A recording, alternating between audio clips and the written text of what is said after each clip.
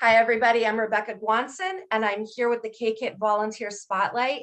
Today, I have the honor of sitting with Pam Behr, and we are going to be spotlighting the work that Pam has been doing for many years.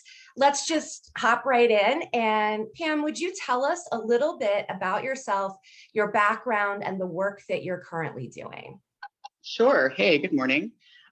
So what I'm doing right now is I work at the Office of the Victim Advocate. I'm one of a number of victim assistance coordinators here. We are, the way I kind of explain it to a lot of people, just to kind of make it easier, is I talk about how there are advocates out in the field. There are advocates who will go to the hospitals and go to the police stations and go to court with everyone. And if an offender is sentenced to the state, like I'm where they kind of like pass off the baton, I pick it up.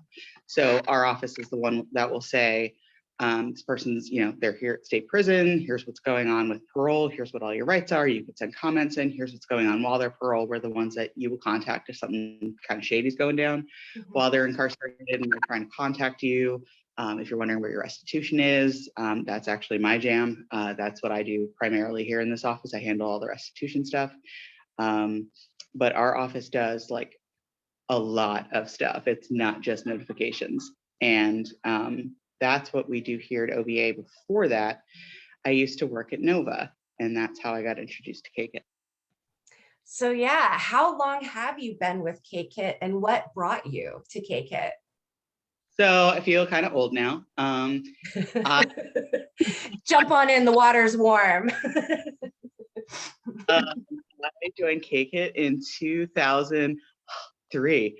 I had, the rule was, I think at the time you had to be at Nova for at least a year before that you could join. And I was like, almost like right just on the cusp. And so they were like, you can join our party. So I went to our basic training in 2003, and it was phenomenal. And I have been in it ever since. I forgot what the next question was. I'm not gonna lie. What brought you to K-KIT? Oh, right. Sorry. Thank you. I haven't had my coffee yet. That's okay.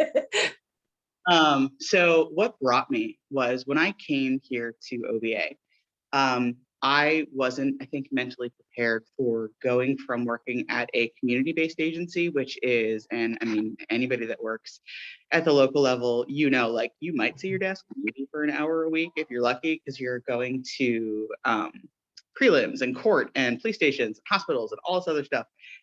I was not ready to suddenly be at a desk like 40 hours a week. I was losing my mind and was like, this is horrible and I don't want any part of this. And I was like losing my mind. So when I was so happy that I still had K-KIT to be part of, and I invested even further. And one of the great things was at the time, K-KIT was kind of like in-house here. This is where all the incoming phone calls would come to. So I was like, got it. I'll handle those. I'll take care of those. I'll do all the incoming everything. Like I'll take care of that. Thank you. So I was working with the directors on that stuff here until it switched over to Nova. Like, I mean, this was years ago, but that's one thing that I really enjoyed having with K-KIT when I came here to OVA. That's awesome. What would you say to the questions like, why K-KIT? Why take a training? Why become trauma informed? I mean, like my knee-jerk reaction is like, why not? But right. I know. Right. I mean, if you're in this field, honestly, I think it's very helpful to be up on the trauma-informed care and all the things that kind of surround that. I also think it's good if you step out of that crisis response all the time kind of position. Like if you work at OVA, if you work in the DA's office, and it's a position that you're not going to those like immediate need kind of responses, that you still have the ability to remember how to do that and work with that, because there are going to be situations where you're going to need that. Even if it's not with work, it's going to be in your life, right? I think one of the things that I work with here is and have worked with in the past is PRIA.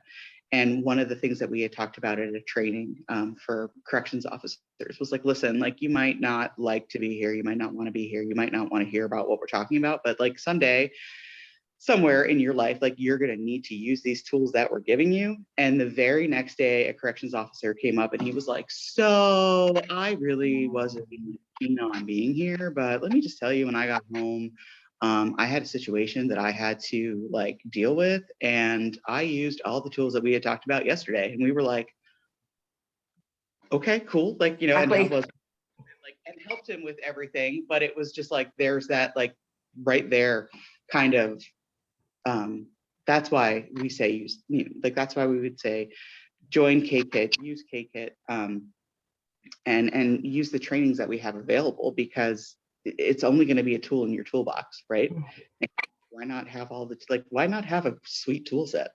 Right. Spot on. I agree with you 100%. When you think back on your time with K-Kit, are there any moments that kind of stand out to you that you would like to share? I mean, a million, because we're always crazy and hilarious. There's one in particular that we use in trainings now. Angela, if you're watching this, I'm going to talk about you. So Angela and I were both like the team leader and team manager driving. We had to drive to, we were driving on like a very busy, packed parkway, expressway, if you will. And it was trafficy. What's the word I'm looking for? Rush hour, COVID brain fog. It's not fun. I don't recommend it for anybody. And so it's like packed and ridiculous, and people are honking horns, and all of a sudden, like, we could see like in the mirror behind us, it was like crash, boom, bang, boom, and then her car gets whack, and like she hits the steering wheel. I like go forward almost at the windshield, and poor Angela's just like, and my response is, I'm one of those jerks that I start laughing because it's hilarious. It's not hilarious. It's not funny. That's just how I respond. And poor Angela was like, what do I do? Like, should I just keep driving? And I'm like, how about you turn off your car and go see if it's all right? And she was like, right, yeah, I should do that. Like, and we use this because it's like a, you know, like something so not minimal, but like everybody's been rear-ended, right? And she was like, what do I do? I can't remember what I'm supposed to do here. I was like, are you okay? Are you bleeding? Like, are we all right? Or I'm all right. Are you all right? Go look at your car. She was like, right, yes. And we use that in training to talk about, like, you know, like, think about how your brain rewires and like things that you just kind of like automatically know. Because if I was telling the story of like, what do I do? She'd be like, girl, really? Right. So that's one of my favorite K-Kit stories that that we tell often. Around the trauma responses and that normalizing that and how to support people going through it. I think that's really valuable. In closing, I like to ask people to share a fun fact about themselves. Do you have a fun fact, Pam Behr, that you would like to share with us? Oh my gosh, so many. We could talk for hours. We had to, like, weeks ago here, we had to do a training where we had to do something we've never told anybody here in this office before. So here's mine. I used to direct musical theater. That's amazing. Did it surprise people? Everyone was like, some people were like, oh, I could totally see that. Other people were like, wait, what? I'm like, Dancing Princesses, Wizard of Oz. Yeah. Mm-hmm. That's a fantastic fun fact, I have to say. Right? I know, it's kind of fun. And people are like, wait, you know musical theater? I'm like, Stephen Sondheim. Mm-hmm. We're like this. So yeah. We're not. The peek behind the curtain that people don't know, right? Right. Pam, thank you so much for spending time with me and sharing your wisdom with us and the people who follow us on social media. I appreciate it a lot. You have a great day. Thanks for having me. You guys take care.